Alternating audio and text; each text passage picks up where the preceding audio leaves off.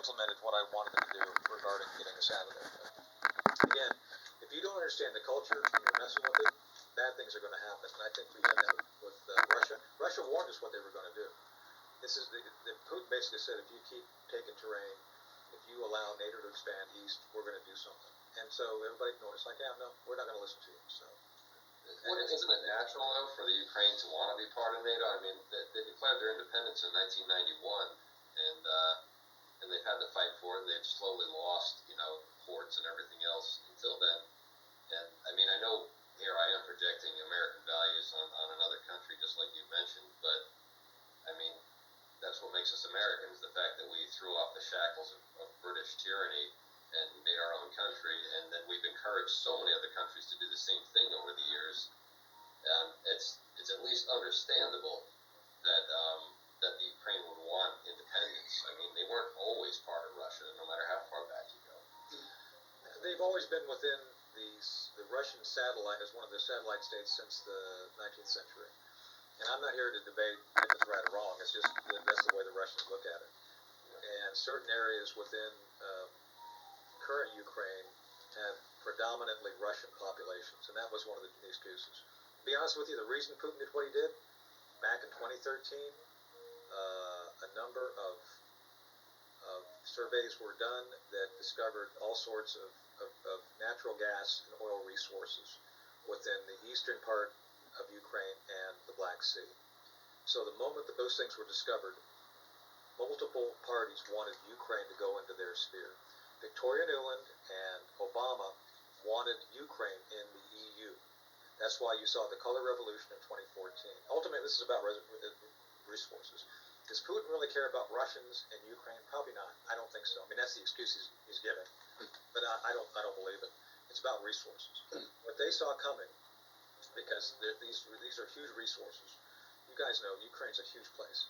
So they saw the potential. That is, Putin and his oligarchs saw the potential that if allowed to continue as an independent nation, especially those regions we're talking about, eventually there would be a net competitor regarding the gas and oil resources which the Russians depend upon for all of their spending, essentially, all the money they produce.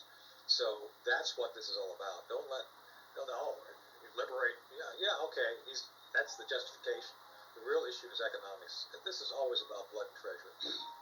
It's the treasure that they're worried about. So Putin, I believe, finally acted because he saw the potential for an EU-centric Ukraine that is able to produce all these oil and gas resources that would eclipse Russia eventually and defund their whole economics. That's all about as far as I'm concerned. You think how much of a part do you think drones are going to play in future warfare? Ukraine has used them to a huge, really had great success with them considering their limited resources. And I know, obviously Russia is huge and won't stop until they want to stop. Right. But let's wait. The AI intelligence is running the drones. Then we have Skynet situation. You are right. The AI thing, I think, is way ahead of what people understand what a threat that is. And to your point, everything we have that's electronic has a little chip in it, a little brain in it. And AI is way further ahead than I think people understand. One of the Google scientists has actually said that there's a sentience that Google's created, and it's learning. You guys, I was actually referring this to another friend tonight. You guys may want to go back and watch Colossus, the Forbin project from 1970, where it talks about a sentient computer deciding to just kind of do what it's designed to do and not worrying about humans. And then there's other, obviously the Terminator and Skynet. These things are here. It's not like it's all theory. These things are here. If you combine big data to understand patterns of people like Amazon, eBay, Twitter, every big company that uses data has made they've made copies of us virtually. And what they do with those copies is for purposes of commerce. You guys see this. You tap on you tap on my book, and next thing you know, on Amazon, you've got 5 other books like it. Those those avatars of you are manipulated by the algorithms to try to convince you, to put the information back to you to do something, to modify or mitigate or promote behavior. Every company's done this, and we sign it away. When you sign a little release, you give them permission to build a copy of you. Yep. And so these virtual yous are out there being used against you by big tech all the time. And so we believe, this is one of my think tanks where I run, Project Sentinel, believes that we need to refranchise who we are, our data. Because big tech, Google has made billions off of other people's data. And I use Gmail, I'm as guilty as everybody else. They've made billions off your data. And you combine that with the new AI. AI can do things amazingly quick that no one can even get ahead of potentially. And I think this is where not understanding how AI functions and not understanding how this could basically do things to not only go after behavior, but then start interfering with your appliances is quite the toxic brew. And I don't think anybody understands how it could go off the rails very quickly. Does one country have the technological advantage anymore? I know for a long time the United States did, but then everybody always steals from us, and They do. So, technology is ambivalent to the country of the user. It's more about who can understand it and adapt it most rapidly. In my 30-some years, the groups which most quickly adopt new technology are criminal organizations, because they don't have bureaucracy to deal with, at least not like we do, drug cartels, and terrorist organizations. Those things are typically at the forefront of new technology. And then rogue nations pretty quickly pick it up. So I think it's very clear that we, the United States, don't necessarily have the edge, but I think we have a good understanding because so much of what we do creates these new technologies. We were Stratus Ivy, which is that right there, is my unit that did the first undercover cyber work back in the 90s for DoD. We did a lot of field testing advanced technology for NSA and other organizations. And I can tell you, based on what we could do then, we're talking 23 years down the road here. It's far worse than I think people fully understand of what can be done with technology. And I'm not sure if we have the edge, but I can tell you we are reluctant to use a lot of the things we have. But Russia, China, North Korea, Iran, other nations are not so reluctant to do things. And I think that's what makes them more dangerous, nothing else. Sorry to keep asking so many questions. No, I'm here. I'm really enjoying the conversation. I spent time in the Marine Corps myself, and we had our own heroes that we always worshipped. Dan Daly, Smedley Butler, Chesty Puller. Smedley Butler is a real interesting character, and he wrote a book called War is a Racket. Right. And I'm sure you're familiar with it. I'm just wondering, to what extent, worldwide, is that really still the reason to this day why all these conflicts are going on? You just mentioned the natural resources in Ukraine being Putin's prime motivator. Does it really always come down to that? I think it does in many instances. For example, the issues with China right now. I disagree with some of my colleagues on China. China is an immense nation which is looking at how it's going to manage its population. The Chinese population is used to totalitarian governments. Before the communists, they had dynasties run by dictators, essentially. So they're used to having someone strong in power. It's nothing new. I've actually been studying Mao and all the different things that happened between World War I, World War II, and into the later part of the 21st century.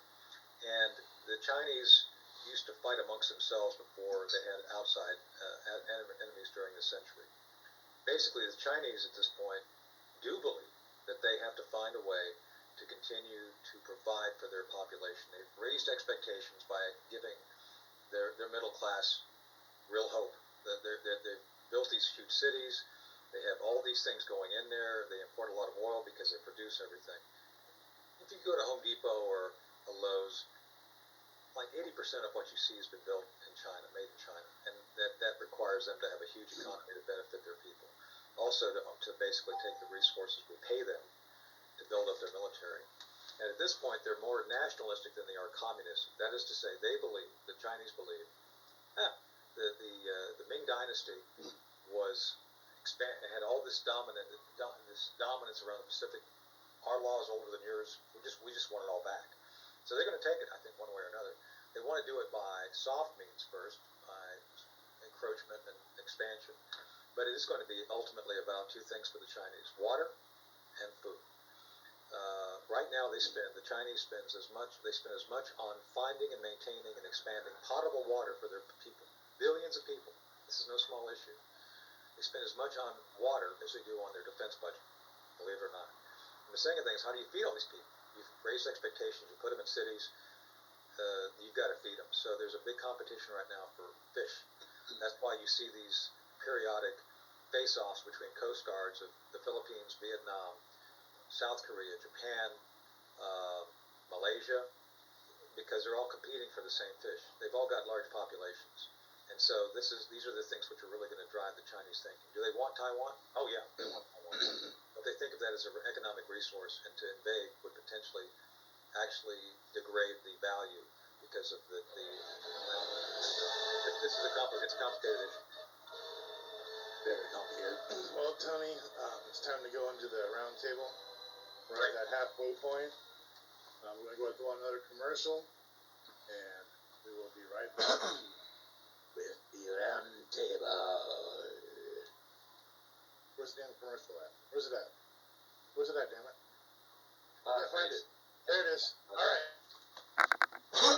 Not everything is as it seems on the surface, as this family's about to find out. Are we there yet? Mom, Timmy's pulling my hair. Timmy, stop it. Are we there yet? I gotta use the bathroom. Me too. Well, kids, I told you to go potty back at the house. Oh, look, honey, we can pull over in a couple miles and let them pee in Uranus. Yeah, Dad. I wanna pee in Uranus. I wanna pee in Uranus too, Dad. Look, honey, the billboard says Uranus is only a couple miles away.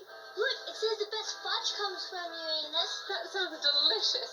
I sure hope they pack my fudge better than your dad does. Well, I'm sure we'll all learn a few things in Uranus. I wanna try all the fudge in Uranus. I hope they have mint fudge in Uranus. I'm so excited to be in Uranus with the kids. And I can't wait to pull into Uranus. I wanna be in Uranus. Fudge, yeah!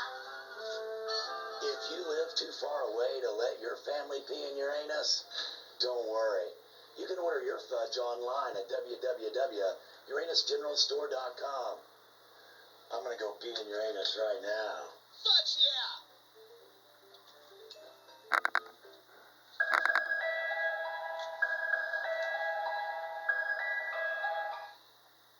What's up? What's up? Hope you've enjoyed the show. Lieutenant Colonel Tony Schaefer in the house. Bad enough, I tell you what, bad motherfucker. So as you all know, second half of the Sanitarium, which we're a little overdue, but it's okay. We're not in a hurry. Knock it off, Kristen. Making me laugh the whole damn show, doing dumb shit. But tonight, brought to you by Mr. Paul Dale Roberts. I'd like to welcome you all to the round table. I bring all my friends up here, and we talk it out.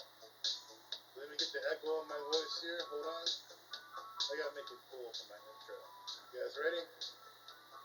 So first we have Paul Dale Roberts. That's the background. Cool. We got motherfucking Phil. Where's my echo? There it is. Executioner. Next up. Yeah. Next up we got Mr. Pops. Ron Trammell. BFF for life. We got Terry the Tank. Tristan, which has a very unusual name this time. We have Tristan Purple Sticky, aka Big Dick Rockstar. Woo! That's an appropriate name for tonight. I thought I'd be like PC.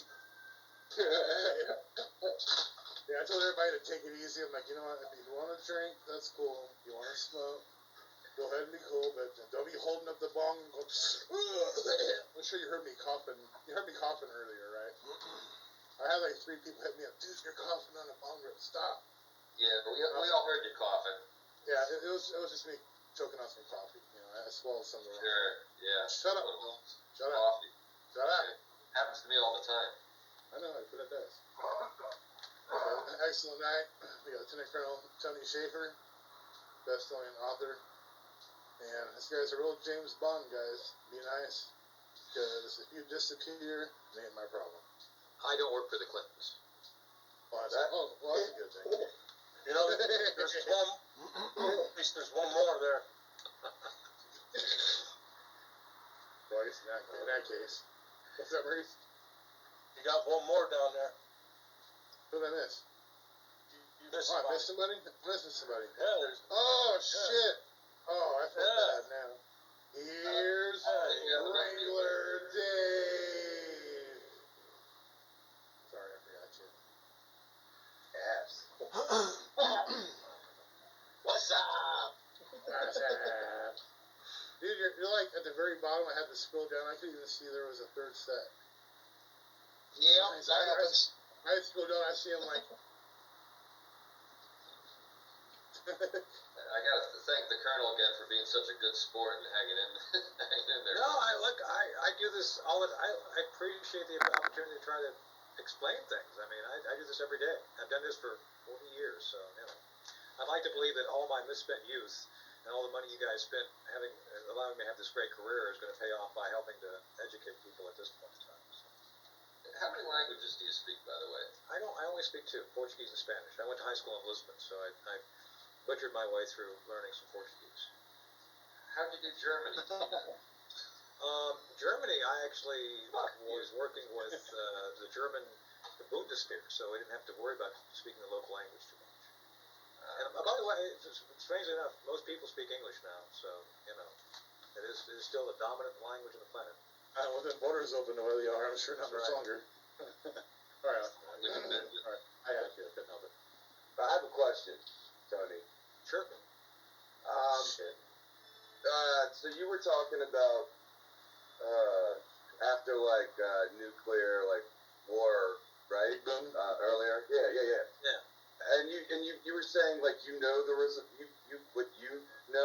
result wise is different from what was in the movies. No, I'm saying the results in the movies, well, it's far worse. I mean, Okay. if you go back and watch Threads, it is a horrific movie. It basically shows how England would fall apart in a nuclear exchange, and the devastation. And then also the day after. So I'm just saying that if the Hiroshima bombs are nothing compared to the bombs today, you're talking about megatons. We're talking about an order of magnitude worse. So a 10 megaton blast going off New York City. And then just the breakdown of society. People are going to be begging to have been killed in the initial blast. And that's just one blast. That's Yeah. assuming you only get hit with Yeah. one. Well, so my question is, where do you think, in our reality, where do you think we are in this situation? Do you think we're close to something like that, like a breakdown in society anywhere in the next 3 to 5 years, something like You that? know, philosophically, this may sound strange coming from me, but I think you guys dig it. Look, we're in a multiverse. There's multiple things happening in different universes all the time. I think we are all kind of tied to a single set of outcomes. And a lot of this has to do with personal choices of individuals who have the ability to influence things. I'm a big Reagan guy. I believe that individuals can make a huge difference in the course of history. And at this point, a handful of folks could make big mistakes. They could put us down a path where bad things happen. Or we could go the other way where we come through just fine.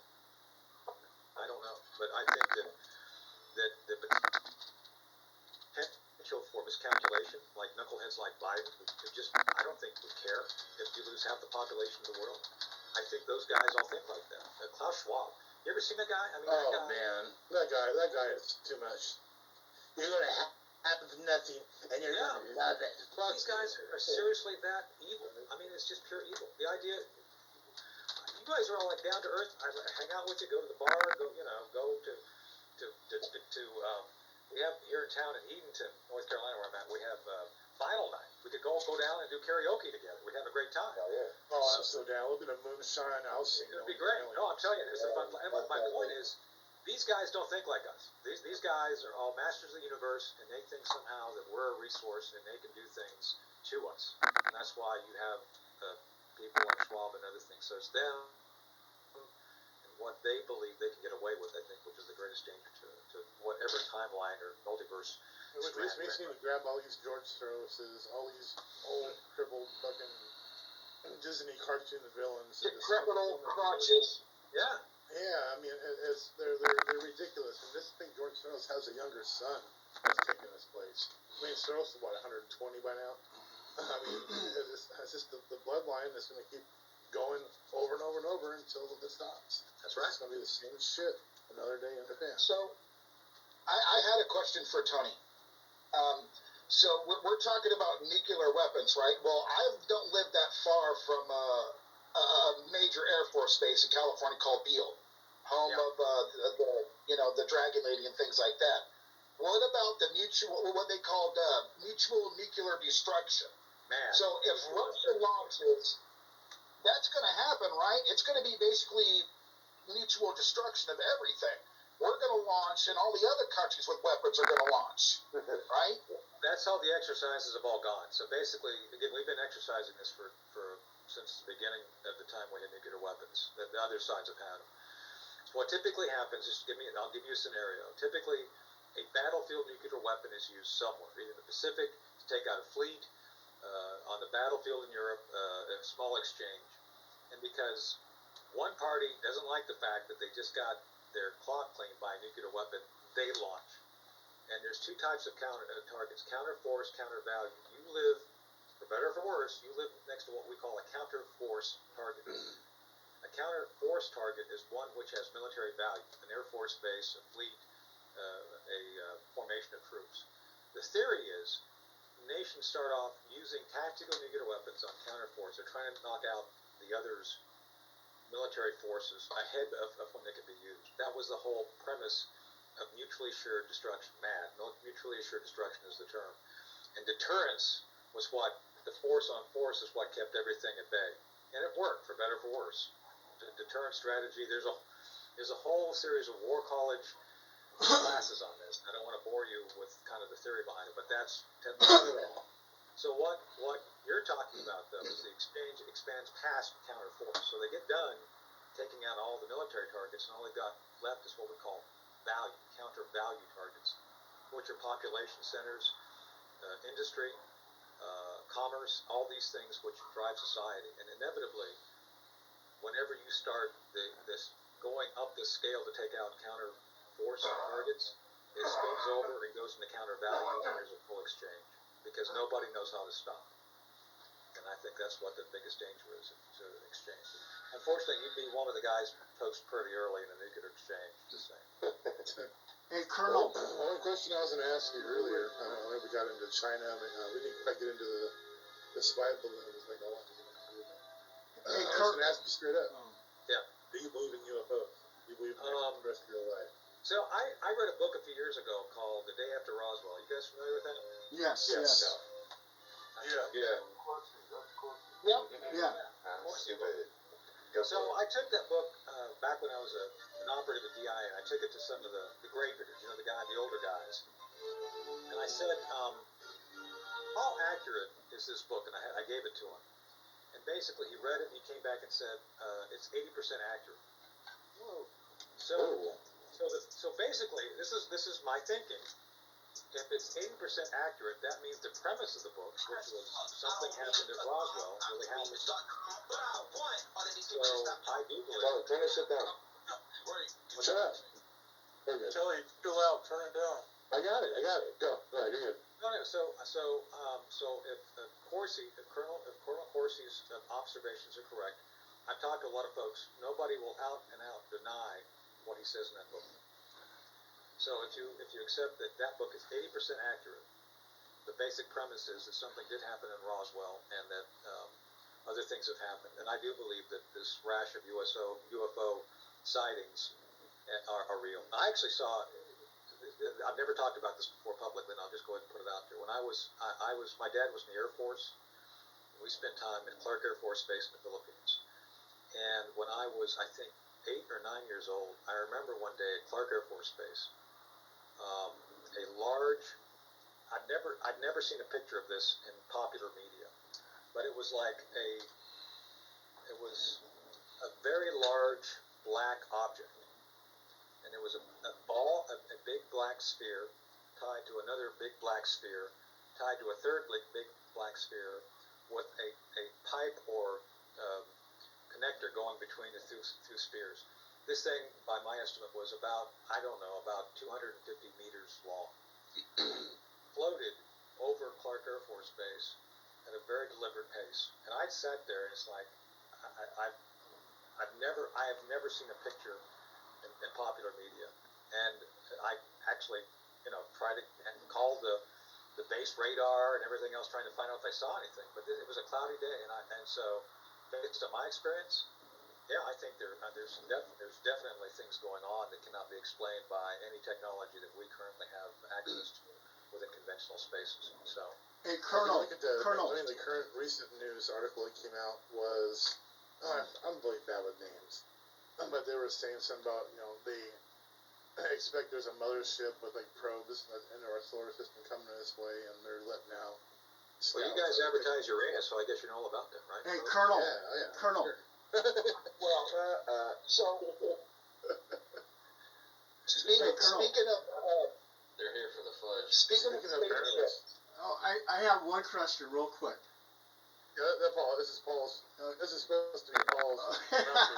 I know, but Sorry, Paul. hey, just real quick, Colonel.